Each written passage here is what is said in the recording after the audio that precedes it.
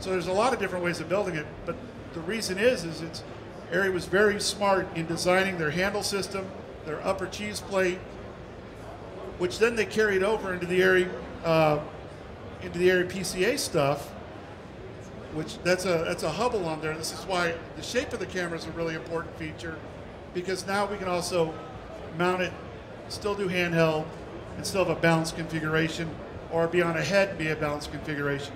When you get a small, short, stubby camera, it doesn't really give you that option. Last year I was walking through here, I was trying to find a solution for the D800 that we knew we were going to be using for certain scenes in DEXTER this last season and this season. Nikon kindly advanced us one of the first production models of the D800 to try. We did a side-by-side camera test with some of the other stuff, Canon C300. This camera won because of form factor and image quality, but I was left out with a problem. I didn't have a way of mounting this camera in a manner that it was easy for the assistants to deal with. It's not just about shooting the image, but it's about actually being able to handle the camera on set, be able to mount the camera in various configurations to get the job done. So with the thanks and the help of Philip Fisher, who is the guru of the PCA system, we came up with a way of getting this done. We talked about it here at NAB, and within 30 days he had cut aluminum, anodized it, shipped it to me so that I had a system to run. Support is really important. This is actually setting up for that scene that we saw in the kill room. We used this to shoot that wide shot that you saw while I'm running around on on what we call a butt dolly, a little scooter, handheld with my 19 to 90. The Nikon actually cuts in with what we're doing, which surprised us all. But because of the PCA, we're able to mount the camera system very well. That's my focus puller, Joel Perkle, helping Jeff. We've done it with configurations where it is a surveillance camera, and then also, we have our normal cameras up high. But the thing is because ARRI's been doing this so long, they've actually been able to think out the problems that we're coming across and design a camera that is an intelligently designed, intelligently balanced system that also gives us the ability to mount stuff, which is something a lot of people forget, that we actually have to be able to mount this to do remote shots, to do stuff in cars. And when you have a system like the PCA, it definitely helps, because now we've got the ability to hold a form factor that's not really designed to be handheld as a camera. So that's something they did for us that was a massive help, and it just made our life a lot easier. Earlier I said we do a lot of handheld on the show, we do a lot of Steadicam on the show, also we do a lot of crane. The configuration of the camera is very important in the fact that our changeovers were based on television speed. We're based on doing about almost 9 pages a day, and we average 48 to 56 setups a day on our show. We've done as high as 80 setups. That requires a camera that is agile and a camera that doesn't give us problems or break. These cameras, they boot very quickly, they don't break. You can hot swap batteries on them because you can put a battery on the back and have power coming into the rear also at the same time. And that allows us to keep the camera up and running, which is very important because the DP, most of the times, DPs are no longer on the set lighting. They're now back in DIT. They're sitting back, they're watching a monitor, and they're calling most of their lighting cues over the radio. They will come out, look, and do lighting that way, but then they go back to DIT to fine tune. So it means the camera's always got to be up and running. It's not like a film camera where you come up and put your eye on the eyepiece. The other thing I really like about the Alexa is it's very familiar. I was bouncing back and forth for a couple of years between True Blood, which shot on ARRI cams, and this show, which now shoots on Alexas, and it was a seamless transition. The cameras operated the same, they were thought out the same, so it was a system that the assistants understood and were able to use.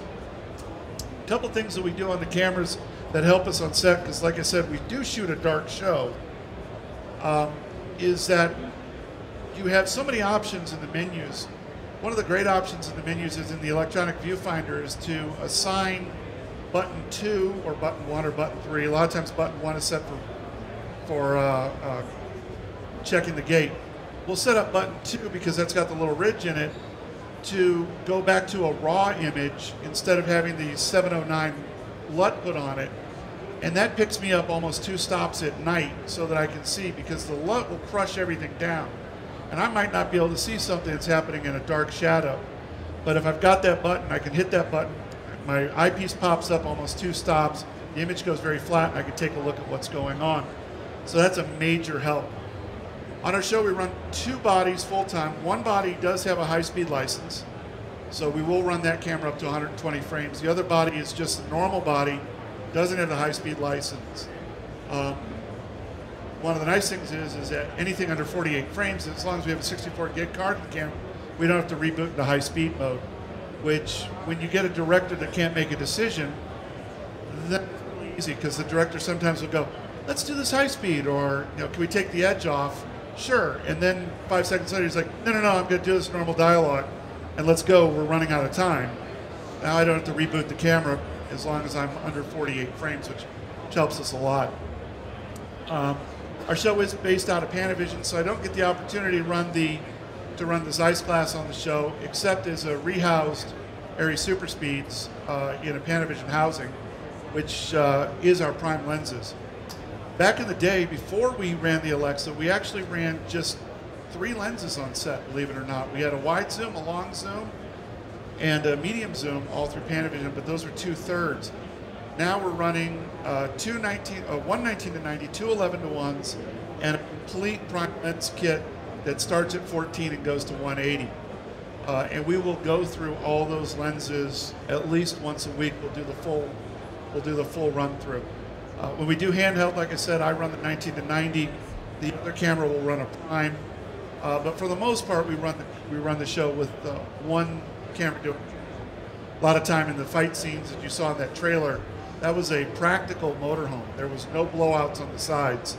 I had the aisle, and that was it. So it was Michael, myself, and the other actor dancing. And in that fight scene, one of the nice things is when you see Michael, that's Michael fighting a stunt double. When you see the other guy, that's the other guy fighting a stunt double.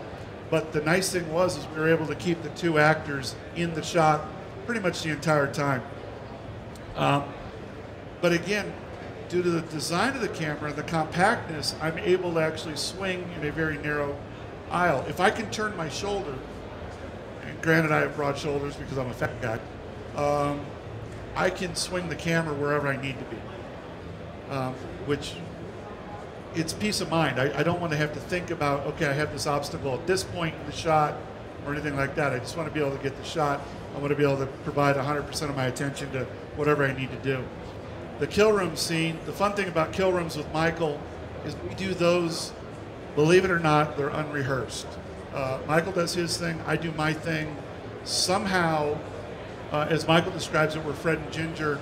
Somehow we dance together very well. We've been doing it this way since season 3. There's been no rehearsal on a kill room. Generally, the biggest part of the rehearsal that we'll do is Michael will do a parameter. I'll probably start over here, I'll go over here, I'll go over here, so we know what we're lighting. After that, it's Michael does what he wants to do, I do what I want to do.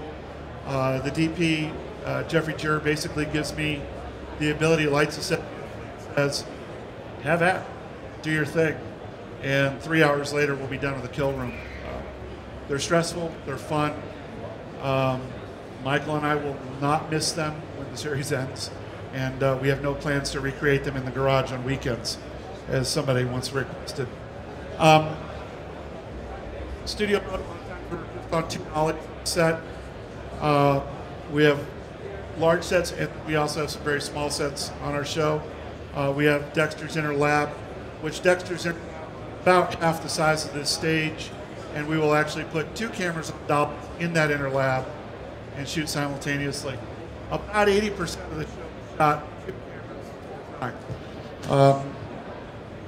We always try to double cover, just again because of the whole television production thing. We don't have the luxury of taking our time like we would on a feature film, which harkens back to gear's got to work, and gear's got to work quickly. We can't be waiting for a conversion or something like that. My focus puller and my second AC, Joel Perkle and James Barella, they can convert us from 11:1 studio mode to either handheld or Steadicam in about 2 minutes. So pretty much by the time that the decision Steadicam or to go handheld, we're already in that mode, which help. You know, a lot of we move fast. We move very, very fast on the show. It's a fun show to do. The support from Aeroflex has been absolutely unbelievable. With the fact, like I said, on the PCA stuff, the fact that that cage you see there, okay.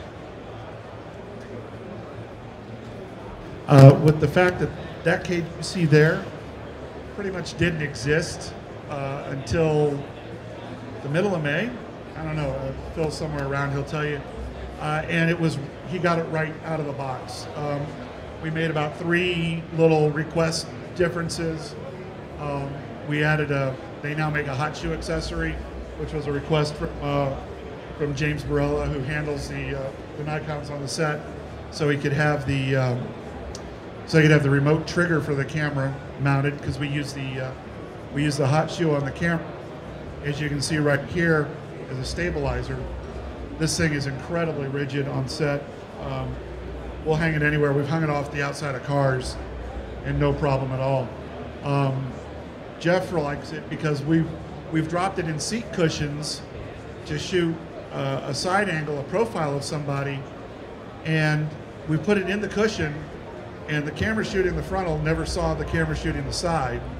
And then I'm sitting there poked in with the 11:1, usually at over 180 millimeters and up, shooting whatever we're doing. And Joel is pulling focus off of a cine tape and no rehearsals. And that's him up in the top right corner. He's pretty darn amazing focus puller. But you know, it's just well thought out equipment, and it really helps us do our job. And it allows us to do our job without thinking twice about what the gear needs for our compromises. We don't compromise, we just go ahead and get the shot, and we've never had post call us and go, what were you doing? That was a really bad idea. Don't do that again. Post has been ecstatic. It was a learning curve for them, going from a tape-based workflow to a file-based workflow. But once they learned it, there's no going back. It's easier, it's better. And we're also looking forward to what the future is our DIT is looking to the future of on-set coloring is the next thing coming in television. We don't use ARRI RAW, we use ProRes 422. Because right now there's not the infrastructure in post-production to handle the data rate and handle the storage medium required when you go with a full raw image.